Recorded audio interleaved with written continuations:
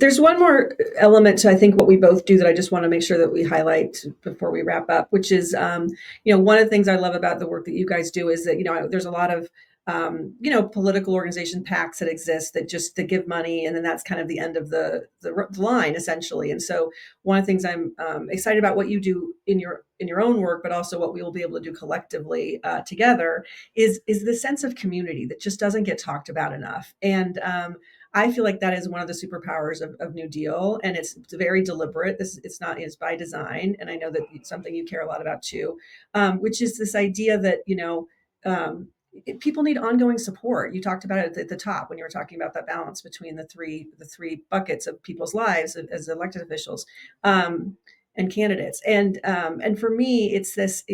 One of the reasons I was so excited when we started New Deal and why I think New Deal is so important is that people think about campaigns and they think that, oh, if we just elect the right people, we're kind of done. And and I'm always saying that's crazy. Like there's no other.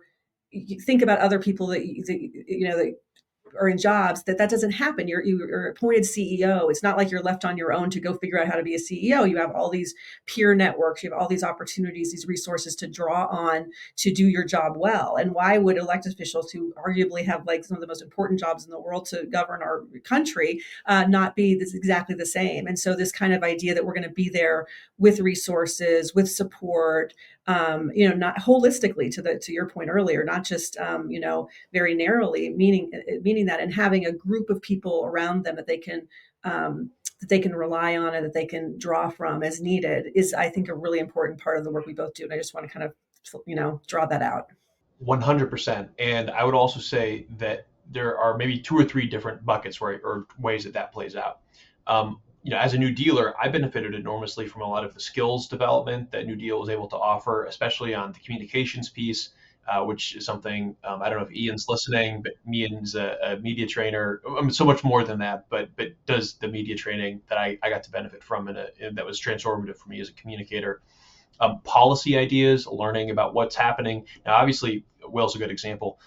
The housing situation in Connecticut looks a little different than it does in Iowa, but there's still things to learn from where things are playing out.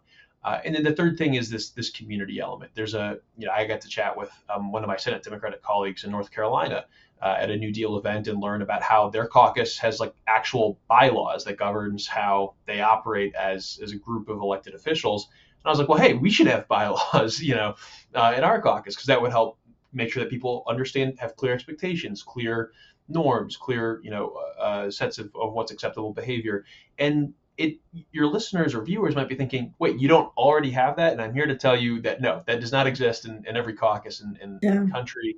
And being able to cross-pollinate, to find some of those best practices, to share them, to distribute them is really important. And the other thing, the last thing that I'll say is, we live in a political society or political, not society, political culture that is like changing and evolving, rapidly, right?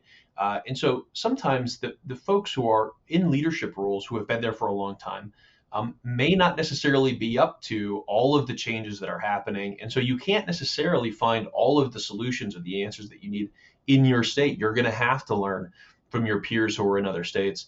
And one thing that New Deal does so effectively is bring those people together to facilitate those conversations and build those relationships. It's something that we try to do with the Next 50 in a way. And I think being able to bring our leaders into the New Deal network, have that mutual cross-pollination is going to be fantastic for every New Dealer, for every Next 50 leader, and will hopefully be a big part of figuring out how we turn the ship around so that we can make sure that we have that next generation coming up and are best prepared as they can be to actually govern and lead this country going forward.